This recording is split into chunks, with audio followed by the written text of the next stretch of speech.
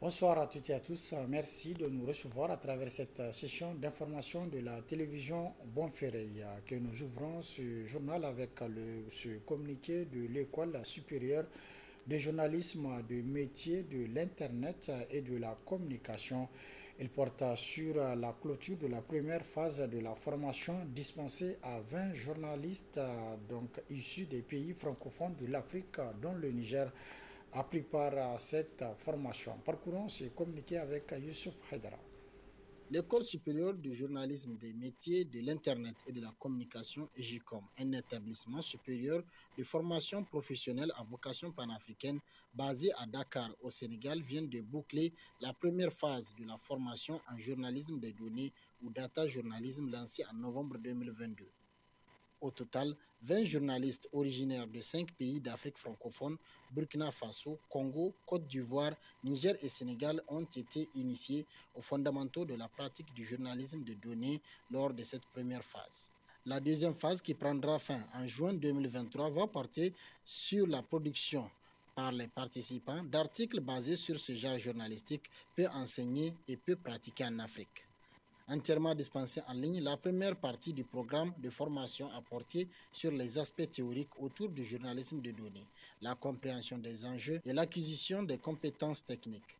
La deuxième phase, qui a démarré au mois de mars 2023, sera surtout consacrée à la production d'articles sous la supervision des mentors expérimentés. Une fois bouclé, ce programme prévu pour une durée totale de 6 mois devra permettre aux participants de maîtriser de bout en bout la pratique du journalisme de données et à promouvoir ce genre journalistique dans les rédactions des pays d'Afrique francophone. L'EJICOM, depuis son lancement en 2012, contribue à la formation continue des professionnels en activité à travers des ateliers, des séminaires et d'autres activités.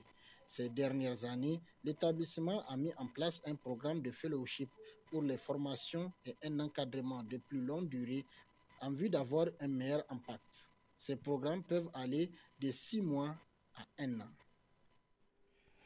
Et puis le Niger, à l'instar de la communauté internationale, célèbre ce jour donc la journée mondiale de la femme édition en 2023. À cette occasion, les femmes du réseau des organisations ont décidé d'apporter leur soutien à l'hôpital Lamordé de Niamey et aux orphelins de Alietama. Explication avec Reina Moussa et Rabi Labo. Les femmes réunies au sein du réseau des organisations des femmes éleveurs et pasteurs pour la paix et le développement en Afrique célèbrent à leur manière la Journée internationale des droits de la femme. Elles ont procédé à la remise d'un don de produits hygiéniques à l'hôpital Amir Boubacar, une façon pour elles de venir en aide à la morgue du dit hôpital. Ces femmes se sont ensuite rendues à la mairie de la commune 5 de Niamey, où elles ont animé une soirée culturelle au grand bonheur des autres femmes œuvrant dans le domaine. On a jugé utile de se rencontrer parce que c'est notre journée et en plus faire des activités. Donc, et mettre notre bureau national de Rofeda, Niger. Le réseau Rofeda Teutal Jam est créé et pensé, écrit et fondé par des femmes leaders, éleveurs, fils et femmes des éleveurs. Rofeda est créé pour réveiller les gens. Rofeda n'est pas de la ville. Rofeda est créé pour réveiller les gens de la campagne. Le deuxième vice-maire de l'arrondissement communal Niamey 5 a félicité et remercié les initiatrices. Cette association des femmes, en tout cas, elle est d'une importance capitale, puisqu'elle intervient dans le social et dans l'humanitaire aussi. J'ai eu écho comme quoi il y a eu une distribution de produits pharmaceutiques au niveau de l'hôpital Amir Boubacar. Et c'est déjà un exemple qu'il faut souligner, qu'il faut saluer. Et j'ai cru comprendre aussi que vous appuyez les orphelins. Vraiment, tout ceci, c'est à mettre à votre actif. Et vraiment, c'est un bel exemple que j'exhorte les bonnes volontés à suivre. Rofeda est un réseau des organisations des femmes éleveurs et pasteurs pour la paix et le développement en Afrique. C'est un réseau non gouvernemental à but non lucratif créé en avril 2020 par des associations de femmes de 11 pays.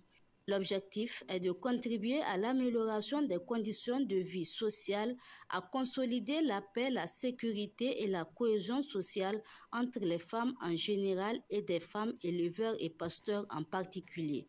Au terme de la cérémonie, les femmes du réseau Ofeda ont procédé à une distribution de kits alimentaires à l'orphelinat Aliatama. Pour un monde digital inclusif, innovation et technologie pour l'inégalité, donc pour l'égalité des sexes, en tout cas c'est le thème de cette année pour la commémoration de la Journée internationale de la femme. À cet effet, la Fondation Bank of Africa a initié des journées de dépistage du cancer du sein et du col de l'utérus au centre SOS Cancer de Niamey. Le point avec Boukara Amadou et Mohamed Djouri. Loin de toute manifestation festive pour commémorer la Journée internationale des droits de la femme, la Fondation Bank of Africa a jugé utile d'organiser des journées de dépistage gratuites du cancer du sein et du col de l'utérus dans les milieux défavorisés à forte population. C'est pourquoi la Fondation a choisi le centre SOS Cancer pour cette action, une ONG qui depuis 10 ans lutte contre ce fléau qui ravage la vie des femmes.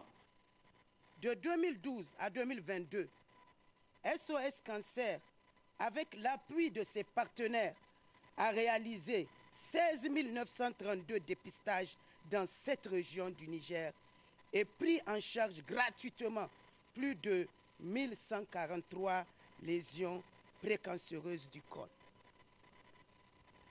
1143 femmes dont la vie a été sauvée.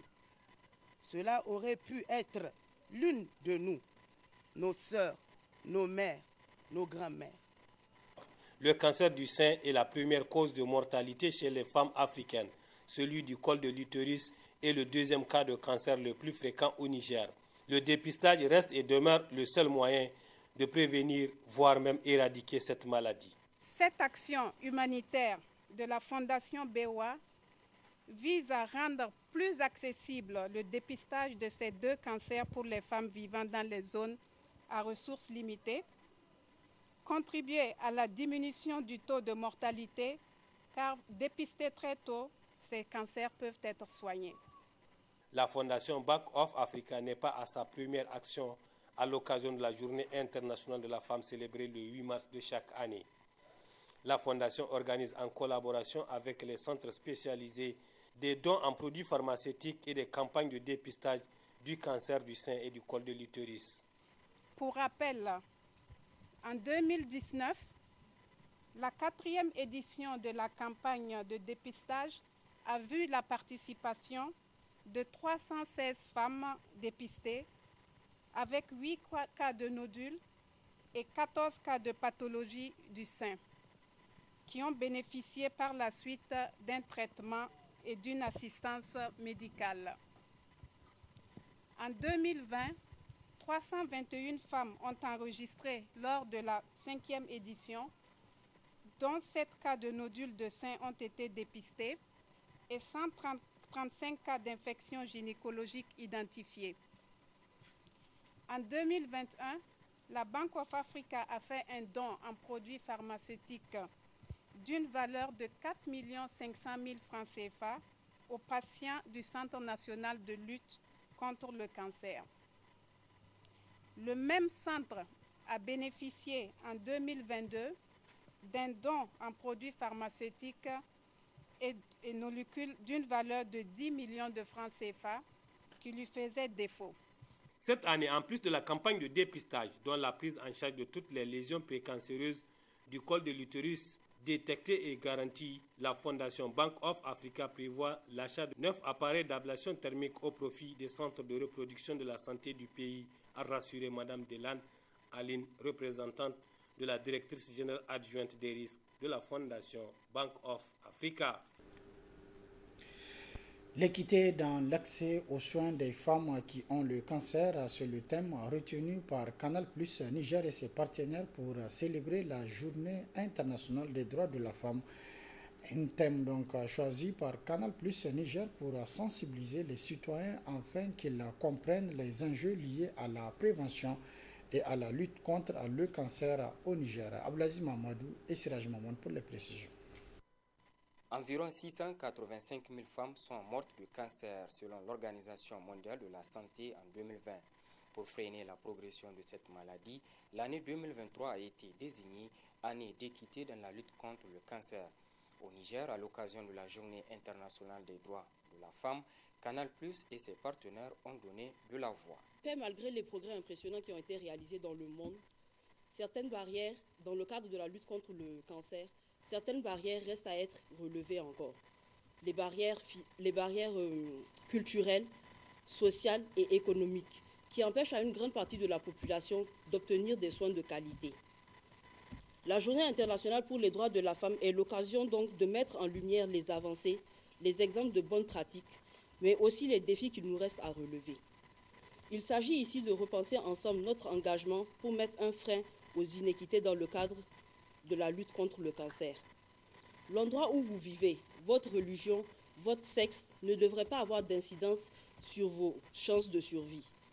Le cancer est un fléau, un tueur silencieux, nous le savons tous. Mais nous devons aussi savoir que face au cancer, nous ne sommes pas impuissants. En rendant hommage aux femmes à l'occasion de cette journée, Canal+ entend ainsi lancer un message fort à l'endroit de la communauté nigérienne et celle vivant avec le cancer en particulier. Canal+ Niger, la filiale du Niger ne déroge pas à cet engagement. C'est pourquoi, cette année, en collaboration avec notre partenaire, l'Alliance contre les maladies non transmissibles, nous avons organisé cette séance de projection et de débat sur la lutte contre le cancer et l'équité dans sa prévention et la sensibilisation. Nous espérons, par cette projection, cette cérémonie, sensibiliser le public sur cette maladie et encourager une action collective pour combattre cette maladie ayant un impact profond sur la vie de ceux qui sont atteints et aussi sur la vie de leur entourage et leur famille. L'équité dans l'accès aux soins des femmes qui ont le cancer constitue le thème central de réflexion de cette journée où les partenaires ont passé plusieurs messages. L'Alliance de lutte contre les maladies non transmissibles est en partenariat avec Canal+ depuis 2 ans. Et à ce titre, donc, nous organisons des activités de sensibilisation des populations en général, mais surtout des femmes, sur la lutte contre le cancer, la lutte contre les maladies non transmissibles. Nous avons réalisé un film où nous avons retracé donc la vie de certains patients et voir les différentes difficultés qu'ils ont eues pour avoir accès aux soins, pour que cela ne se répète pas et pour avoir une démarche à proposer aux patientes qui sont victimes de cancer pour ne plus qu'il y ait d'inéquité dans l'accès aux soins. Tout au long de la journée, les citoyens ont été sensibilisés sur la maladie par des professionnels de la santé choisis pour la circonstance. La présentation et autres témoignages des différents acteurs afin que les citoyens comprennent les enjeux liés à la prévention et à la lutte contre le cancer a sanctionné la fin des travaux. Restons toujours avec la célébration de la Journée internationale de la femme édition 2023. À cette occasion, un consortium de 3 projets financés par l'USAID s'est rendu dans le département de Kolo ce matin. Objectif, célébrer la journée avec les femmes de la région de Tillabéri afin de mettre un accent sur l'écart technologie des femmes dont elles sont nombreuses à ne pas avoir l'accès à l'Internet. Le compte rendu signé Assoumi Oussena.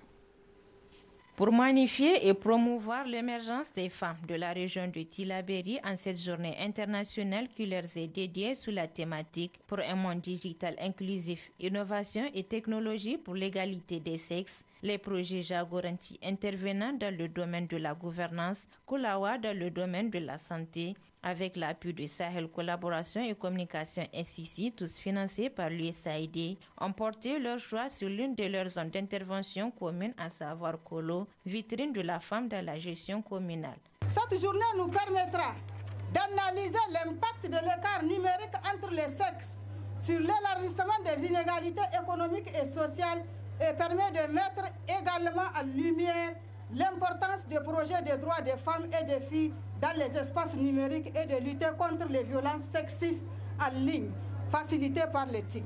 La collaboration provient d'abord de d'un plan d'action que nous avons élaboré avec le projet SCC et nous avons élaboré un plan d'action GESI.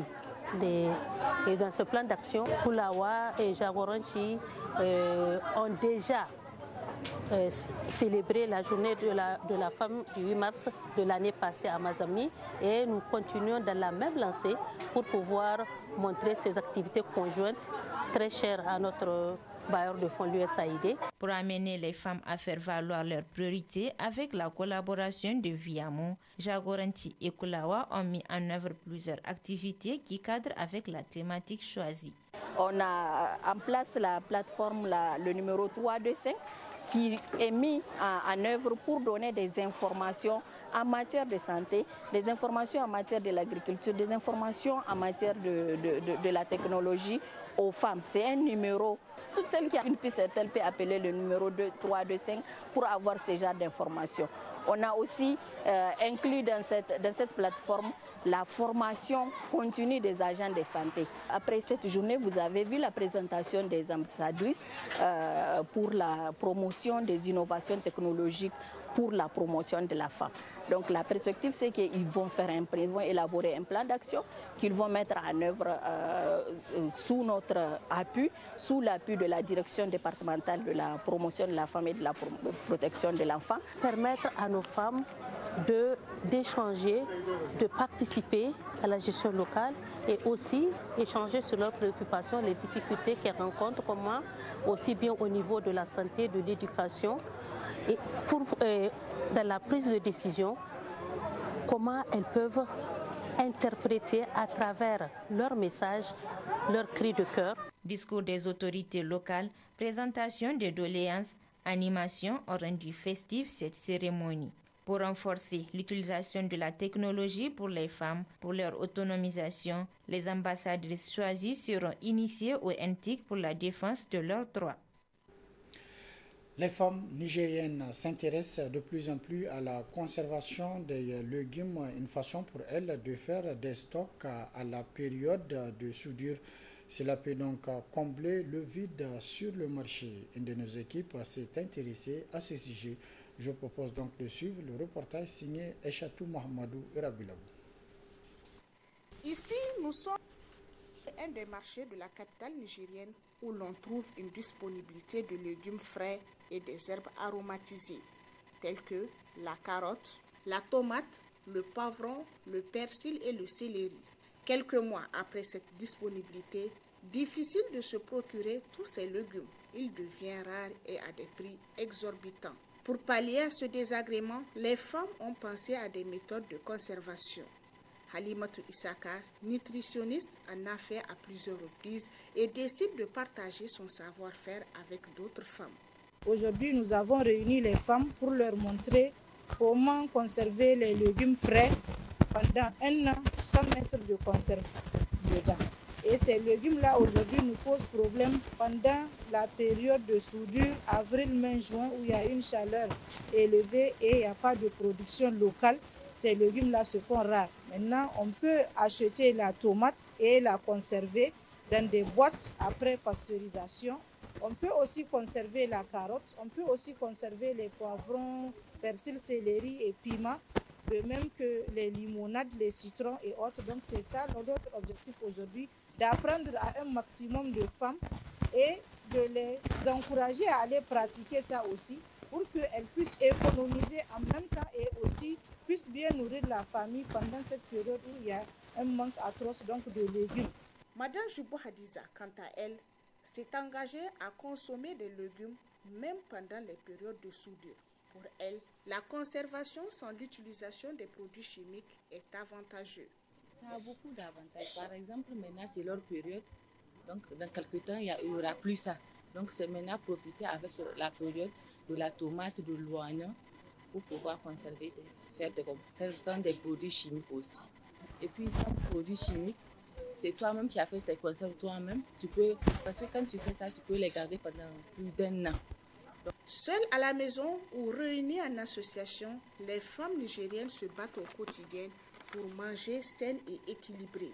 La conservation des légumes est la méthode adoptée pour alléger le coût du panier de la ménagère au moment où les légumes sont moins disponibles dans les différents marchés.